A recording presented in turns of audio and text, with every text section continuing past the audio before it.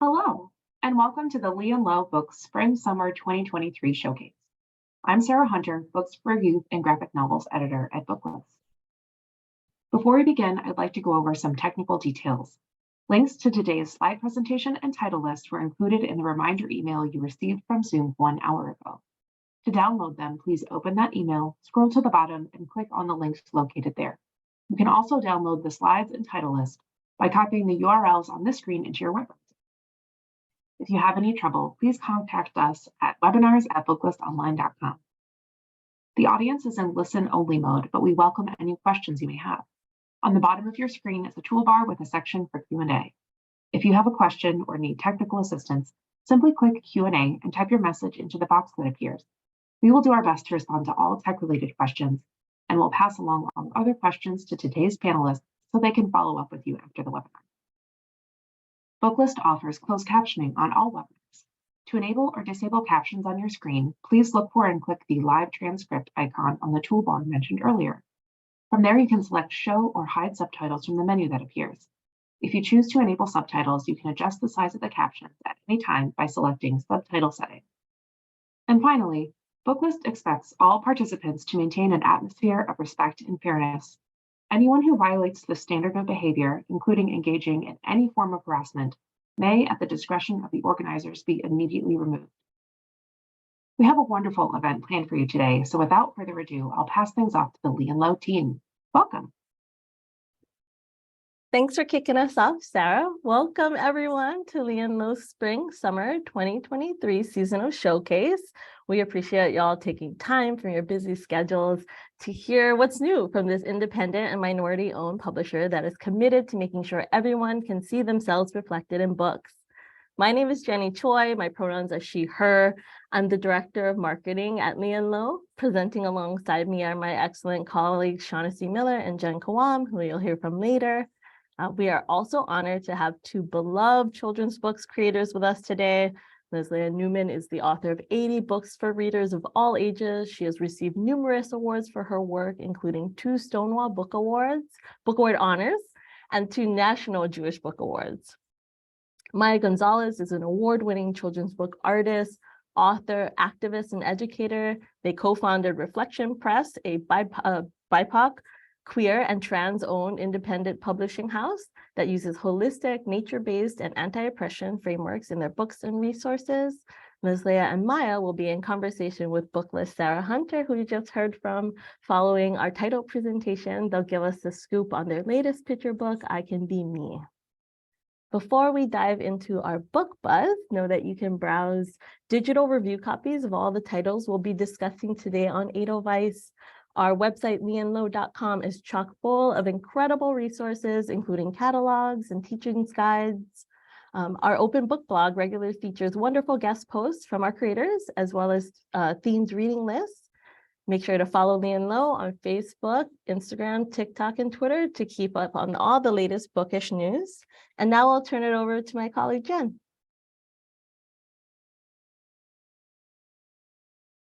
Thank you, Jenny. Hello, everyone. My name is Jen Kwong. I am the marketing assistant here at Lee&Low, and my pronouns are she, her.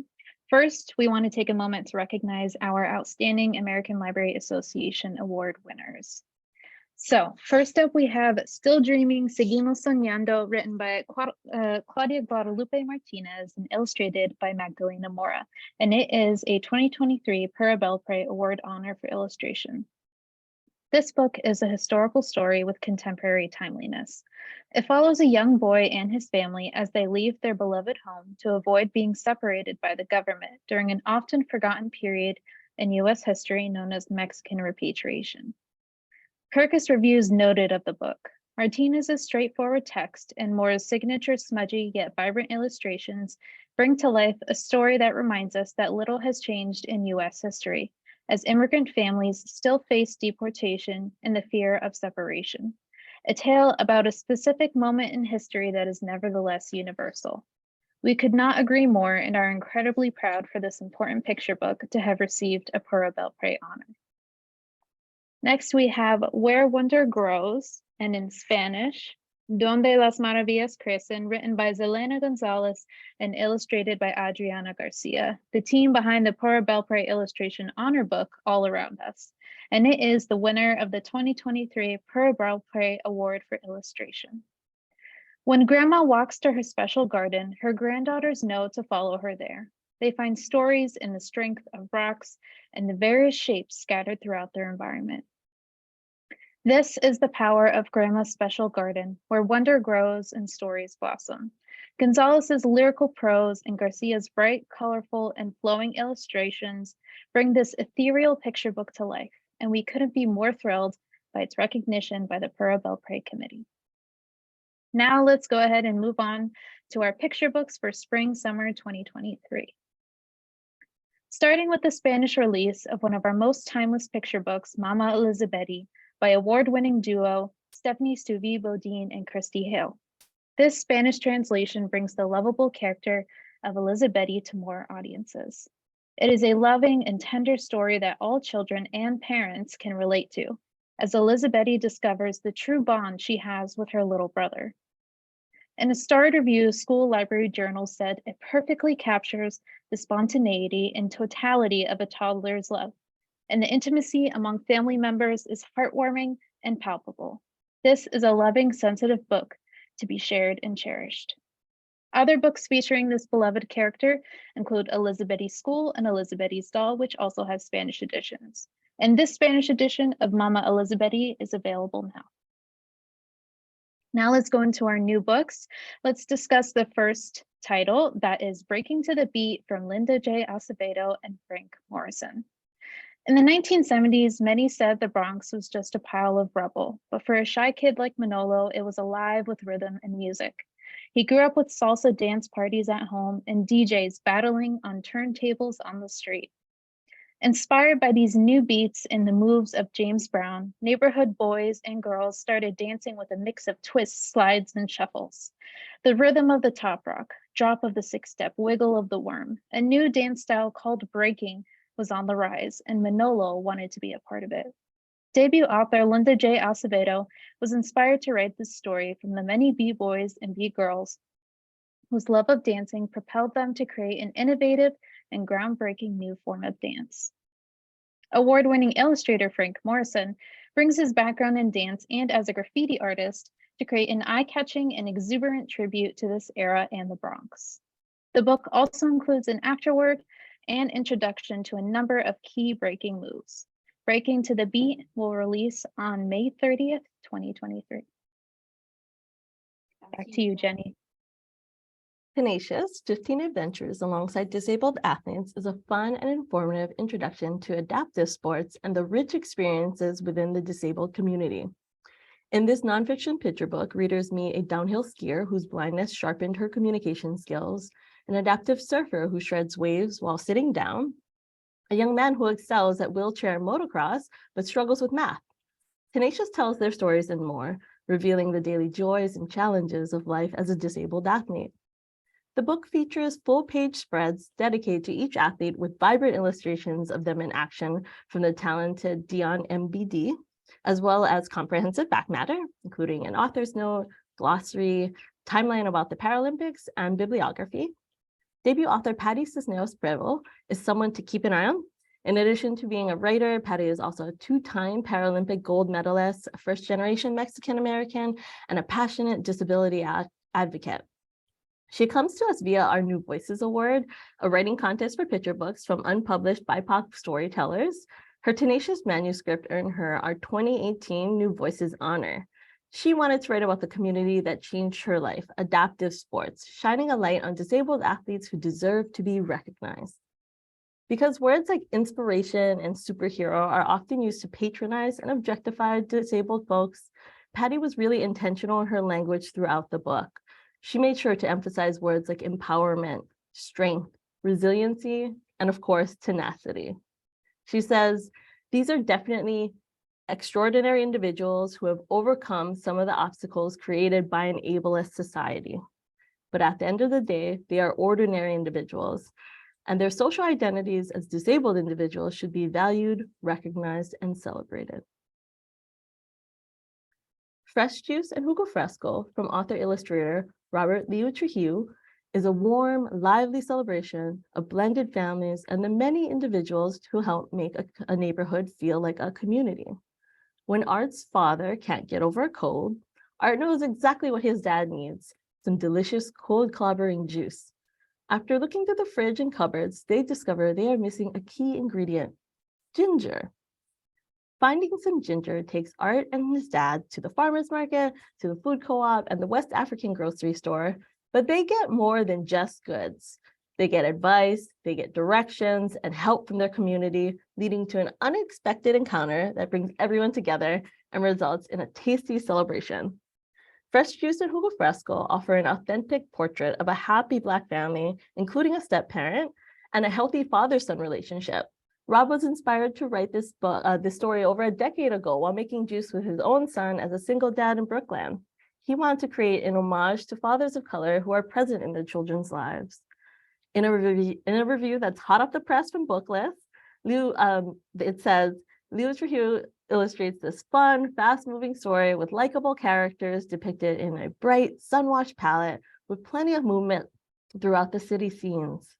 Readers will delight in watching Art and his poppy problem solve and make the tastiest, healthiest juice. Rob hopes the story conveys to young readers how we can use fresh produce to heal and care for ourselves. Health, wellness, and natural immune-boosting remedies are timely topics. The books highlight the benefits of fresh, natural foods like oranges, apples, collard greens, and carrots. It's a fun, fresh take on healthy eating or drinking. There's also a recipe for cold clobbering juice in the back of the book that Rob developed himself through trial and error and with lots of advice from juice store owners.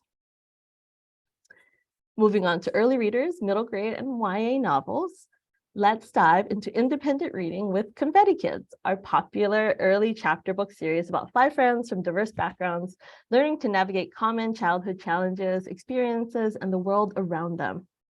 In the talent show and La Muestra de Talentos, the 11th book in the series, everyone at school is excited about the upcoming talent show, except for Henry. He wants to do something different from what his friends expect of him. Will Henry be brave enough to show a new side of himself? Readers who feel anxious and worry about what others think, which is like all of us, right, will see themselves reflected in Henry's story. There's a heartfelt, realistic conversation Henry has with his parents at the dinner table when they notice something is bothering him. They encourage him to be brave and to show the world who he is. The book concludes with an activity page of prompts, encouraging young readers to think about their own talents. In A Special Goodbye and Un Adios Especial, the 12th and final book in the Confetti Kids series, May is saddened to learn that her parents must close their flower shop due to the rising cost of rent. It doesn't seem fair. Her family worked so hard every day at the shop. When it's time to say goodbye, May learns just how much their little flower shop meant to everyone in the neighborhood. May's story will help young people navigate big feelings like sadness, anxiety, and disappointment when faced with life changes that are outside of their control, like the closing of a beloved family business. The activity page at the end of this book asks readers to reflect on their favorite places in their neighborhoods and what makes those places so special. These 2 final books in the Confetti Kids series pub simultaneously in English and Spanish. 4 of the 12 books are currently available in Spanish, and we've got plans to translate the remaining 8, so keep an eye out for them. We are thrilled to publish the first novel for young readers from award-winning science fiction author Nisi Shawl. Speculation received this glowing star review from Kirkus, but before I tell you about the book, I want to take a moment to give Nisi their flowers because they are an icon. Nisi co-founded the Carl Brandon Society to help give people of color greater visibility in the science fiction and fantasy worlds. They're writing the other workshops and accompanying book co-created with Cynthia Ward and Kate Tempest Bradford taught and continues to teach thousands of writers new ways of thinking about diversity and representation within their work. Their writing honors include Locus Awards, a Nebula Award nomination, a World Fantasy Award, a Kate Wilhelm Solstice Award, among many others. All to say, what an absolute gift it is that young people can now access the incredible worlds Nisi creates. Speculation is a middle grade historical fantasy debut inspired by Edward Eger's stories where a child finds a magical object that takes them on an adventure. Set in rural Michigan in the 1960s, the story follows Winna, a determined and curious young person, as she unravels a family mystery and breaks a powerful curse with the help of a really marvelous pair of spectacles.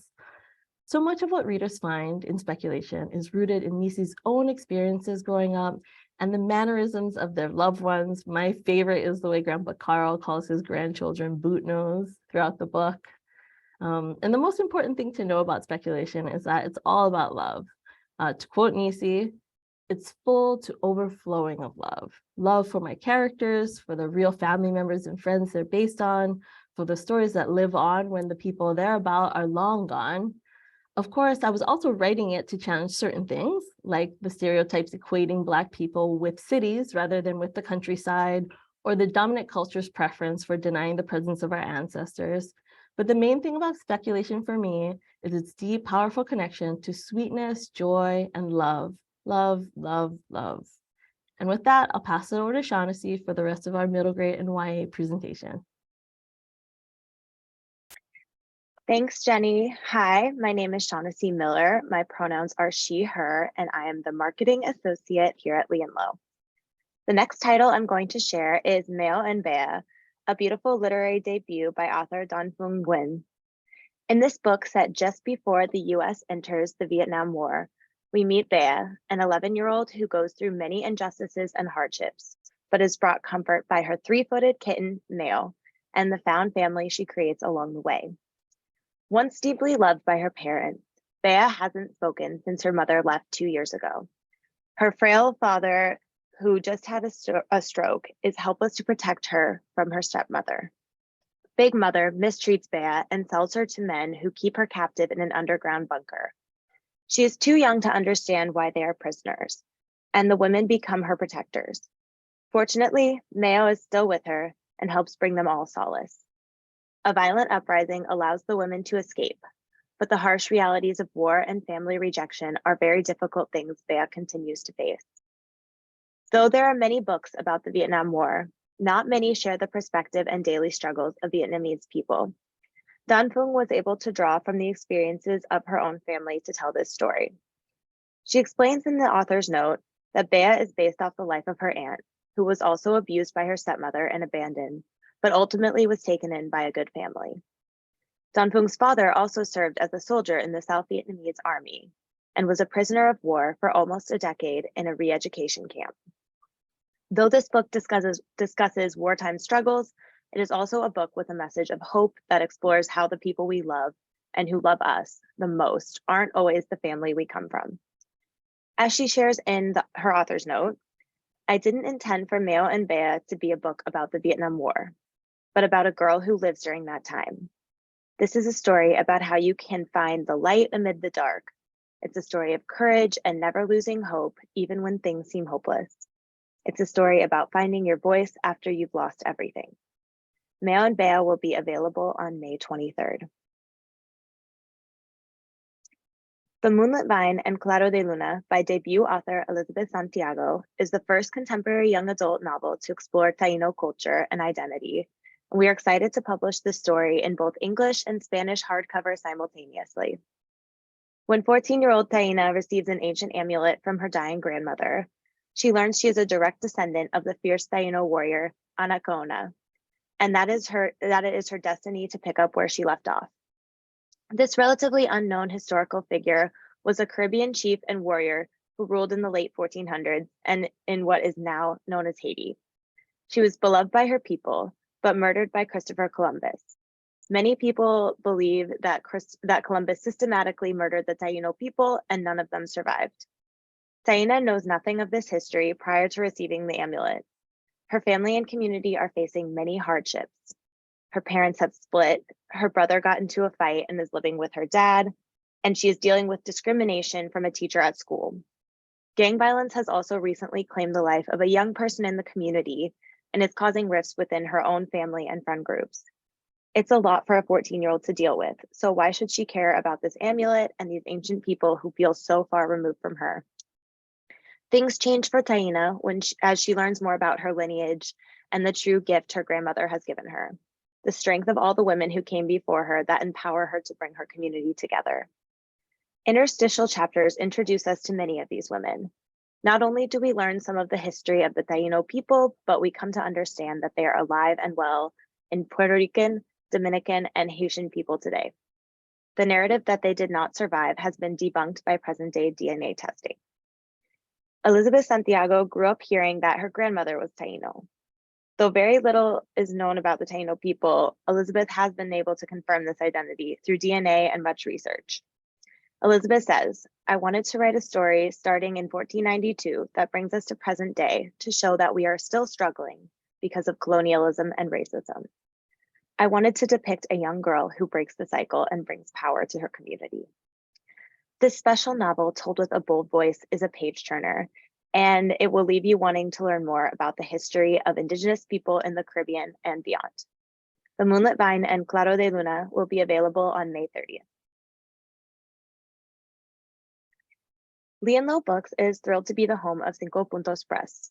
In 2021, the founders of CPP, Lee Bird and the late Bobby Bird, decided to retire and sell their beloved Borderlands publishing company. For 36 years, CPP championed Chicano writers. Lee&Low is honored to be their new home, and we're excited to welcome these Cinco Puntos Press titles to our list. We'll start with some picture books. Meet La Familia Calaca. They're just like your family, except they're all bones. This bilingual collaboration between Cynthia Weil and artist Jesus Zarate teaches young readers basic information about family relationships, while also celebrating the colorful tradition of Mexico's Day of the Dead. School Library Journal calls this Junior Library Guild selection a welcome and culturally relevant addition to beginning reader collection. Set in Haiti and based on true events, C'est la vie, that is life, is about how one homeless child creates a community that ultimately reaches far beyond himself. When a homeless boy unites with other homeless children, they name him C'est la vie, meaning that is life. The children survive with the help of one another and go on to create Radio Timun, Children's Radio, which is a broadcast run for and by children. Based on an essay by the Haitian author Edwige Dantica, the back matter gives more information about the real Haitian orphanage the story is based on. This ALA notable book and Jane Addams Peace Award winner marks the powerful debut for artist and activist Yumi.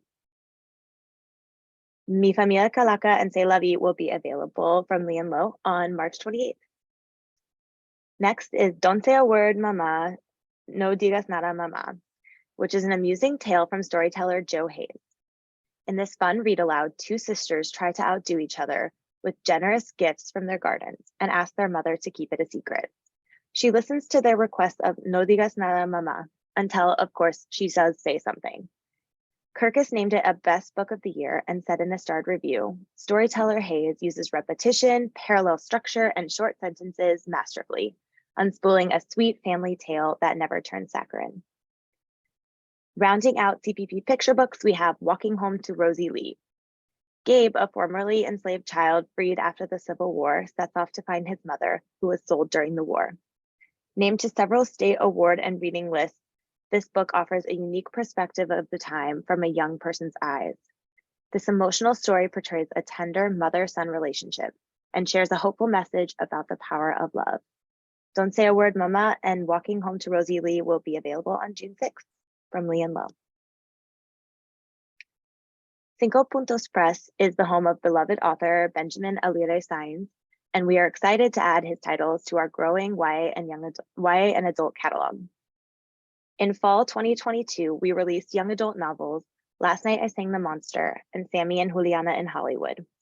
A finalist for the PEN USA Literary Award, Last Night I Sang the Monster sensitively captures a teen's recovery from alcohol abuse and depression. Sammy and Juliana in Hollywood follows two teens who live in a tough barrio in southern New Mexico, where members of the 1969 high school graduating class face a world of racism, dress codes, the war in Vietnam, and barrio violence. Adult novel, Everything Begins and Ends at the Kentucky Club, will come out on April 4th. This winner of the Stonewall Book Award explores 7 evocative stories coming out of the Kentucky Club, an iconic bar in Ciudad Juarez, that has become a touchstone for all who walk by or go in for a drink. It sits 2 blocks south of the Rio Grande and reveals the truth that the border on which it sits is really no border at all. Like all special watering holes, the Kentucky Club is a liminal space that welcomes Spanish and English, Mexicans and gringos, poor and rich, gay and straight, drug addicts and drunks, laughter and sadness, and even despair. This collection of short stories also won the Lambda Literary and Penn Faulkner Awards. And now back to Jen for a sneak peek at 2 of our upcoming fall 2023 titles. Thanks, Shaughnessy. We are so excited to be bringing Empty and Me, A Tale of Friendship and Loss, written by Azam Mahdavi, illustrated by Mariam Tahmosebi, and translated by Parisa Saranj to the Lee&Low Fall 2023 titles list. Originally published in Iran, this bilingual Persian-English picture book provides a gentle starting point for discussing death and grief with young readers. When a young girl's mother dies, Empty appears and silently takes up the big blank space left behind. For some time, the girl can't connect with her dad or any friends, and Empty is her closest companion. But then a happy reminder of her mom pops up one day, and this bit of joy helps the little girl open up to the world around her. Empty stays around, but the little girl starts to connect with others and share new moments of happiness with them. With spare and concise text, as well as the artwork's emotionally compelling use of light and empty space, Empty and Me gives children a concrete point of reference for the complex emotions people experience after the loss of a loved one. Readers of any age, however, will find comfort in the encouraging message of this beautiful book. Empty and Me, A Tale of Friendship and Loss is set to release on October 3rd. Our second and final sneak peek is When a Brown Girl Flees by Amna Qureshi. A Syrian contemporary young adult novel, When a Brown Girl Flees follows Zahra Paracha after she has made a decision that is at odds with her beliefs. Because of this, her mother forces Zahra to make an impossible choice about her future, so Zahra runs away. A train and a plane ride later, she finds herself in New York, where she relinquishes her past in favor of a new future. There, she must learn who she is without the marionette strings of control in her mother's hands. There, she must learn who she wishes to become. It is in this place of safety, where she's befriended by 2 sisters at the local masjid, that Zahra's healing truly begins. But these questions remain. Can she create a home for herself when the foundation is built on lies she spun to protect her from the past? When a family friend recognizes her, will everything come crashing down? As Zahra tries to build a life for herself in this new place, the heart of the matter becomes clear. She can't run away forever. Can she close the rift in her family and truly fully heal? This novel expertly discusses what it means to be Muslim, explores the ways in which we find our place in the world, and takes a closer look at the experiences we have that eventually lead us to choosing hope. When a Brown Girl Flees releases on September 19th. And be sure to visit the We Need Diverse Books blog next Thursday, March 23rd, for a special cover reveal and Q&A with the author, Amna Qureshi. Before we dive into our conversation with Lesléa and Maya, please allow me to tell you a little bit about their latest picture book. I Can Be Me celebrates gender creativity and presents a world in which all children are free to be their true, authentic selves. Readers meet 6 kiddos and their adorable little Frenchie as they explore through play the many ways they can be themselves. The child-centric rhyming verse makes the book perfect for read-alouds. Maya's gorgeous gender-bending images elevate Lesléa's lively text, leading into their decades of research and curriculum work tied to breaking down gender stereotypes and fostering inclusive environments. And lastly, I have to call out Maya's thoughtful illustrator's note at the front of the book, encouraging all of us as readers to keep our minds and hearts open to see kids as people, not assuming we know who they are based on their appearance, as well as incredible resources like the Gender Wheel available through Reflection Press. And now I'll turn it over to Sarah. Thank you. I'm very excited to talk to Lesléa and Maya today. To get an inside scoop on the creation of the book. So we're going to start out easy. I'd like you both to tell me a little bit about your inspiration for the book. And Lesléa, I'd like to start with you. Great. Hi, everybody. Thanks for being here. So I was on a Lee&Low sponsored panel with Maya and Kyle Lukoff, and I learned so much from the two of them that is really the inspiration for the book. But while I was writing, I had a couple of questions in mind. One, which I think about all the time, is if you had nothing to conform to and nothing to rebel against, who would you be? And I think about that a lot because when I was growing up, there were so many rigid expectations placed upon me. There was just one way for a girl to be, and there was just no deviating from that. And it took me a long time to realize that that is not the truth about the world. And then I love this quote by Oscar Wilde, which is, "Be yourself, everyone else is taken." I just love that. And then this is a little hokey, but I once got a card that said something like, "God created the world and looked around and decided that something was missing, and that something was you." And I thought that was really interesting, to think that the whole world, which is so varied and beautiful, still needs each one of us to be our true, authentic selves to make the world complete. So those are the kind of things I was thinking of when I wrote the book. Yeah. Maya, how about you? Tell me a little bit about your inspiration. Well, I think one of the big things when I got the beautiful words from Lesléa and I started looking at them is it felt really in alignment with a lot of the other work that I do. And all of that really is sourced, I think, from being part of the community, having a trans partner, having a non-binary kid who's 9. So going through all of that stuff right now. And so really trying to attend to what would be the most healing, the most supportive, the most reflective, the most playful, right? The most expansive, sort of really taking the opportunity to break down as many expectations, assumptions around, like what boys and girls are supposed to be. So I think that was it. It's just like, oh, this is this great time to just kind of, it was the first time actually with the traditional press that I ever sort of like expressed that out. And so that was nice. I have, Call Me Tree was sort of that tickling that a little bit with that.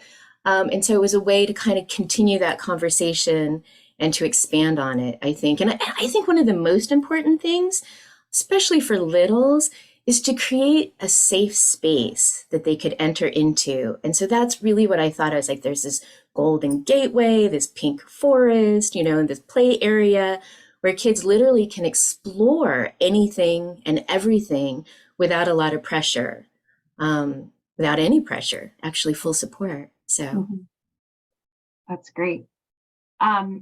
So Lesléa, you've written so many books, and I'm wondering what you've noticed in the course of your time as an active writer. What has changed in the field from when you started to now? So my first book for kids was Heather Has Two Mommies, which came out in 1989. So that's a long time ago, right? More than 30 years ago. And that book was co-published. A friend and I raised the money on our own because nobody would touch a book like that back then. So obviously that has changed, right? There are many books that show two mom families, two dad families, gender creative kids, trans kids. So that's all great. What hasn't changed, I know you didn't ask that, but is that there are, many people have embraced these books and are so grateful for these books. And I get a lot of letters from parents, from educators who are so happy that these books exist. And unfortunately, there are also many people who do not want these books to exist and go to great lengths to try and stop them from being available to the public. So that in fact hasn't changed. In fact, it's escalated, but I think we're going to get to that later. But I do think that there are more and more opportunities for creators to write these kind of books and get them out in the world, which is really wonderful. Yeah, I agree. I've enjoyed watching that happen over the last several years too. I haven't been in this field for as long as some others, but it's definitely something I've noticed as well, and it's definitely very encouraging and empowering. So Maya, you touch on this a little bit in the intro to the book, but I'd like if you could discuss your approach for the artwork a little bit, and specifically what details you felt strongly you needed to include in the pictures? Well, it's so interesting to think about that because while I was creating the book, of course, I was having tons and tons of thoughts. And I think one of the things, besides creating this sense of a safe space that kids could literally enter, it was also a feeling of innocence and kids being able to just, we don't get a lot of imagery, even though it's changing quite a bit right now, we don't get a lot of non-binary imagery and we don't get a lot of fluid imagery of kids. And what does that mean? It really means being able to see a child, like we were saying before, like really explore and press into as many ways as they feel are authentic and genuine to them. And so I think that when I was thinking about it and looking at the couplets and like having the text there and something so fun to kind of press into, just like continuing to see how I could stretch that and expand our perception so that every time we follow a kid, we think we know something, there's something that, changes in the next spread. Yeah. I really like how you used color in the spreads. Like there was one spread that was just like predominantly purple, and all the kids were wearing purple and the backgrounds were purple. And I really liked how you sort of made everything feel very cohesive, that sense of exploration in each scene. I found that very, very nice to read. Oh, good. My job is working. So in both the art and in the pictures, I noticed like an overabundance of playfulness and bounciness. And I would like you both to talk a little bit about why open and undirected play is so important for children, especially the typical picture book audience age. Maya, why don't we start with you? Well, I keep singing the gender song, it seems. I think there's something about having a sense of, I know we keep hearing that word safety come up quite a bit too, sort of a safe space to sort of play when we have so many gender expectations. And a lot of times, especially as educators, as parents, as caregivers, we don't even know what we're communicating. We don't know how many like little gendered things are in there. It could even be in the way that we hold our body. So much of it is nonverbal, right? And so I wanted to really provide that like, this is in all my work, that sense of exuberance of just like, I get to just like, I don't have to think about restriction right now. I can literally expand into my body, into this space, into my spirit, really into that deeper part of ourself. And so that's, I think, that playfulness for me is just like a sense of safety and like you can do anything that you hear from within. Lesléa, how about you? Tell me about play. Well, I just want to live in this book. I mean, there's there's so much fun to that. And, I don't want to come up with someone who had a terrible childhood because I did not, but I did have this childhood that was so rigid in gender expectations, to the point, not only, I was supposed to play with dolls. I hated dolls. I was supposed to read Nancy Drew. My brother read the Hardy Boys. I mean, just everything, what we read, what we wore, what we played with, and what we felt. I mean, it was okay for me to cry, but it wasn't okay for my brother to cry, right? It was okay for my brother to get angry. It wasn't okay for me to get angry. So really my purpose in creating children's literature is to allow kids to be free, to discover whoever they are, and to really not think about expectations, but just like have this sense of wonder and discovery that the whole world is open to them and they can take their place in it with joy and without feeling they're going to upset someone or disappoint someone or anger someone. They're just being themselves. It's about them.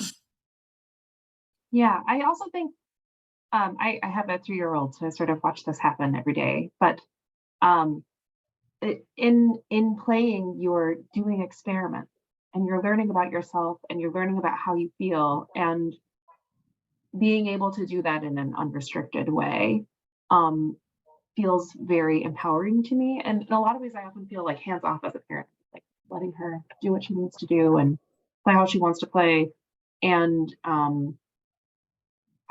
I keep thinking about how I'm letting her learn on her own, and that kind of autonomy for a child has to be important, even if they don't realize it yet. I mean, Leslie, you're talking about how there were so many expectations placed on you as a child. You still think about that now. And I think giving children, especially this age group, an opportunity to just take themselves where they want to go feels very important to me. And what if that time lasted your whole life? I Wouldn't think that be it does for great? some. Yeah. It did for me. Mhm. That's amazing. That's something that I hadn't really thought about that. Isn't it funny how like being a parent makes you reevaluate your entire existence? Oops. So this is obviously a work of collaboration. And I'm curious, Lesléa, what is your favorite thing about Maya's artwork in the book? And Maya, I'm going to ask you vice versa in a second here. Wow, it's really hard to pick one favorite thing because there's so much in these illustrations. I love the joy, the energy, the feeling of cooperation and affection and support between the children and even the animals. I love that every time I open this book, I see something new that I didn't discover before. Just today, I realized that one of the children is wearing a top that has a dinosaur on it, and I didn't notice that before. And I've looked at this book, countless times. So there's just so much to take in and explore and delight in. So I would say what I like best about it pretty much is everything. Thank you, darling. Yeah, it's true. Now, Which Maya, is it's your turn I was give going to say, this is a Lesléa great segue, because just like right off the bat, I have to say that I hate to be, old school, but I am, is that Heather Has Two Mommies like changed everything and opened up a door, I think, for all of us. And that, coupled with the first book I illustrated was a book for Gloria Anzaldúa, was a Chicanx, lesbian voice showing a non-binary child. Like it literally changed me, and it changed what I thought was possible in the world.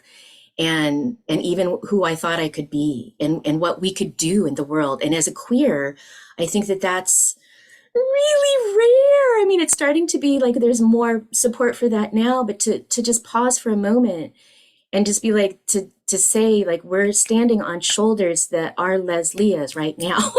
That's really keen. You good girl, you got it.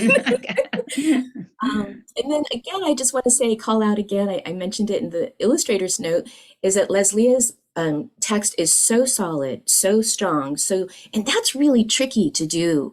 Having read a couple of children's books, like when you like pare it down to that essence and you get it to that place, and having something so strong and so powerful like that to literally play freely within was a great experience. So it was this like reverberating experience for me, where I was just like in the moment, but also in the past and the future at the same time. And so you kind of tripped me out, Lesléa, with that presence. And that was really nice, because so much of creating a book in collaboration, right, it's more of a spiritual process. It's that unspoken, it's all those, connections that are inside of history in our hearts. So I hope that conveys something about the experience. Can I just add one thing? Mm-hmm. So I am still continuously learning from Maya. She really helped me with some of the text. Right at the 11th hour of the book, the opening was, I can be anyone I want to be. And Maya so smartly pointed out, anyone, why should the child be anyone but themselves? So we changed it to, I can do anything. Well, I have to get the right line. So instead of I can be everything I want to be, which is so much stronger and so much more open and so much more validating. So I just want to thank Maya for pointing that out to me. Instead of I can be anyone, I can be everything. You hear that difference? It's a huge difference. And so I continue to learn, and that's why I love working in collaboration. That's lovely. So often in the kidlit world, we talk about what children take away from picture books, but so often adults are reading picture books to children. And I'm very curious about what you hope adult readers are going to take away from this book. Maya, can we start with you on this one? Sure. I'm going to sneak a little thing in there, actually, because I often think I pray into the children as I'm creating the books, but I'm keeping the grown-ups in mind the whole time, because that's who's holding the space, right? And the more confident, the more solid we can get the grown-ups, the more that nonverbal, right, that deeper message of belonging and freeness can be communicated. So one of the things is I encourage the grown-ups to follow a character through the book, or follow take a moment, but take time with each one and see what assumptions come up for you. And just allow yourself to press into those assumptions that we make, because these are those things that we are communicating non-verbally around gender. And so you can just kind of take it. It's a gentle journey for yourself to just be like, oh, oops, I totally thought this kid would have been assigned female. And now I notice this. Oh, I'm assuming this one would have been. So I think all these ones are female and all these would have been assigned male. Oh, I can open my mind even further, right? And so allow ourselves to experience what a lot of gender fluid kids experience out in the world, these kind of assumptions pressing on them, this kind of stuff getting projected onto them all the time. And then you can learn to take some of yours off. That's, I think, the hidden message, not so hidden, that I wanted the book to hold. Lesléa, how about you? So one thing that was purposefully done was that the only pronoun in the book is I. So I would encourage, if adults are reading this book to a group of children, to be really careful that you don't put other pronouns in here when referring to the characters, unless you want to say they, of course, but not to look at this character and say, oh, he has his hand on the dog. Well, how do you know that that's the correct pronoun? So to really think about that. And once you start thinking about that and practicing that with a book, you can go out into the world and practice that as well, which I think is really important. That's making me think of what you said earlier, Maya, about creating a safe space in the artwork. In the book, you're creating a safe space for adults to sort of dismantle their convictions about what gender looks like. And in that small moment, you can examine how you're feeling about something and maybe sit with a little bit of discomfort if you have it. And it's just a picture book. There's no escape except your own discovery, which is lovely. So I feel like we have been kind of dancing around this issue with this conversation, but book censorship is obviously in the news, particularly around stories featuring trans children or non-binary children, and certainly in around actual trans children. And I'm wondering if there's something that you think is missing from the wider conversation we've been hearing about it, and if there's anything you want our listeners to know that you think maybe they are not aware of yet about this issue. Lesléa, why don't you go first on this one? Oh, this issue, it just brings tears to my eyes, because what I think people forget, maybe accidentally on purpose, maybe not, is that who really suffers are the children, right? Not having this type of book available to a child can really be harmful. And on the other hand, having a book like this, many books like these, as many books as possible that really smash gender stereotypes and expectations, can save children's lives. And that's what I think we have to keep coming back to. And that's why I keep writing books like this. And, I think about, frankly, my own personal safety. It would be easier to do something else, but it's just too important to me because, in my tradition, which is Judaism, is we say, when you save a life, you save a world.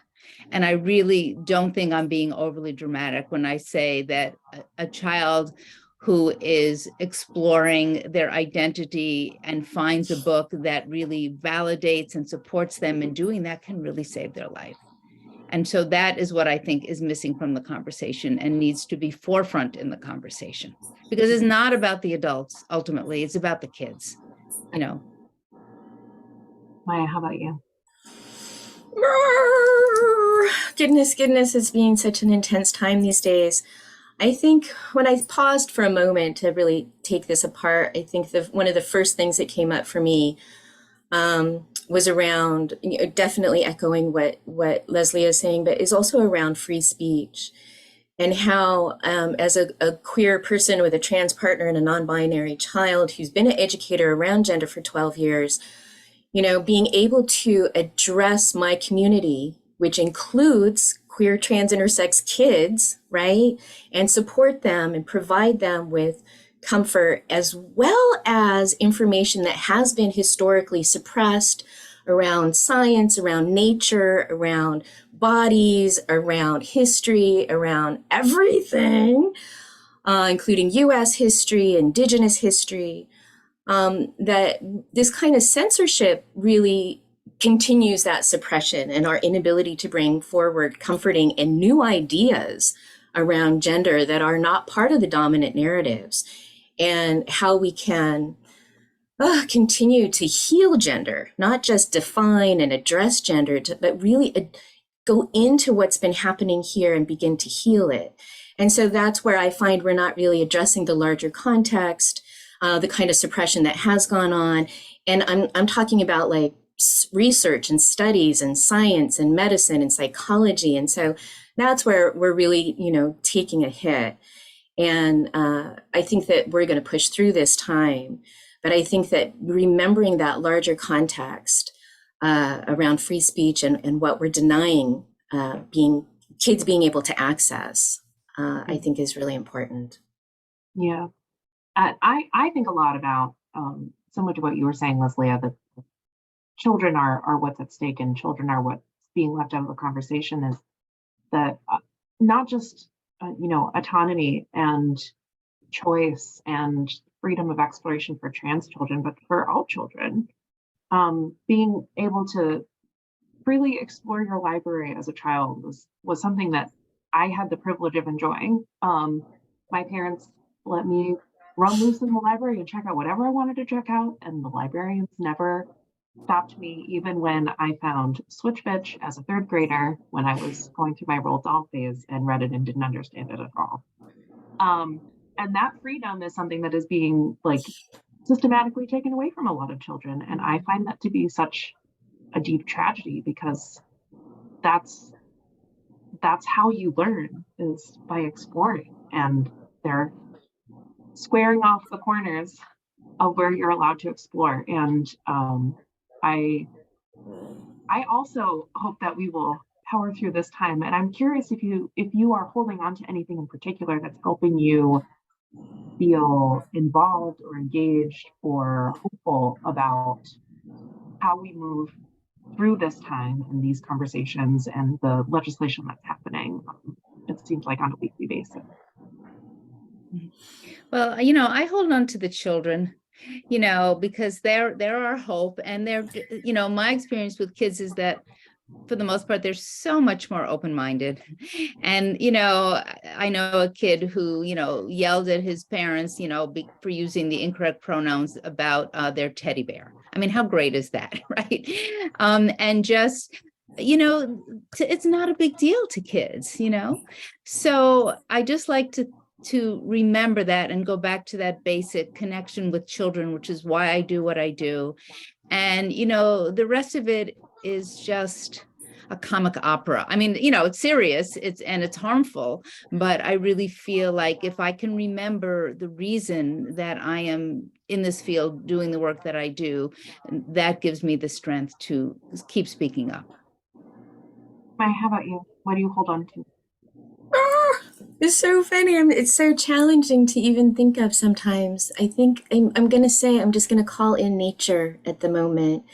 That so much of what I teach and what I rely on is the powerful, exuberant body, gender, and relationship diversity that is reflected in nature all around us. Mm-hmm. And that I steep myself in through my work and my kids, so that we're always feeling like we belong and we're part of this grander, mysterious, beautiful, valuable, necessary part of the flow of life, and how to craft my mind in a way to focus that way, at the same time as we're seeing all of this oppression try to press down on that.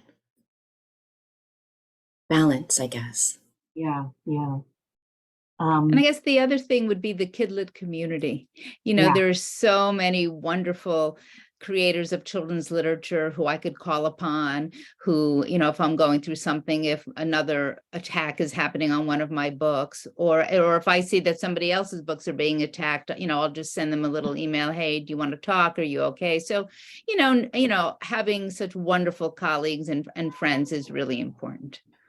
And that's what I was about to say. I find a lot of comfort in finding solidarity among my community. Not even just the Kidlit community, but just people in my neighborhood, my friends, talking about what's going on and knowing that people feel the same way as I do about it, and enlisting help when we need it. And I think the strength of community is something that I'm really leaning into in these moments.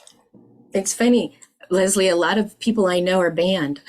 So Yeah. it's like we do like, oh yeah, dang. Absolutely. You know, and then one thing that can really annoy is like someone will write a book that, oh, I hope it's going to be banned, that it helps book sales. And it's like, no, you don't. You really do not want that to happen. You want your books to be out there and available for everybody without, you know, these people just saying horrible things about it. You don't want that. Trust me. One of my books, I have a small press, Reflection Press, and one of our books was banned, and it impacted our press very, very intensely because we're so small. Yeah, so you do not want your book banned. It has a huge effect on small presses in particular. Yeah. Larger presses can weather it a little bit better, but smaller presses definitely have more at stake. That's definitely true. We are about at time here, so I'm afraid that's all we have time for today. Thank you so much for taking the time to talk to me about your book today. And a big thank you to our other wonderful panelists, Jenny, Shaughnessy, and Jen. Tomorrow, all attendees will receive an email containing links to today's video recording, title list, slide presentation, and certificate of completion. For more about Booklist webinars, be sure to visit www.booklistonline.com/webinars, where you can view archives of past webinars and register for upcoming ones like those you see here. Are you heading to TLA? Then stop by booth 2434 for free magazines, buttons, and to learn about our new magazine, Booklist Reader. Plus, we'll be sharing our booth with our friends at Library Reads. Swing by to learn about how you can participate in their staff picks program and pick up some free swag. See you there. Speaking of Booklist Reader, have you heard? Our new book browsing guide offering reading recommendations to patrons of all ages is now available in print. Go to booklistonline.com to find out how you can order print copies for distribution at your library. Already subscribed? Booklist subscribers can share issues digitally for free. Visit our website for more details and to see examples of how libraries are sharing Booklist Reader with their patrons. Thank you again for joining us for today's webinar. And one more huge thank you to our guests, Lesléa, Maya, and the Lee&Low marketing team, and to our sponsor, Lee&Low Books. This concludes today's webinar. See you next time.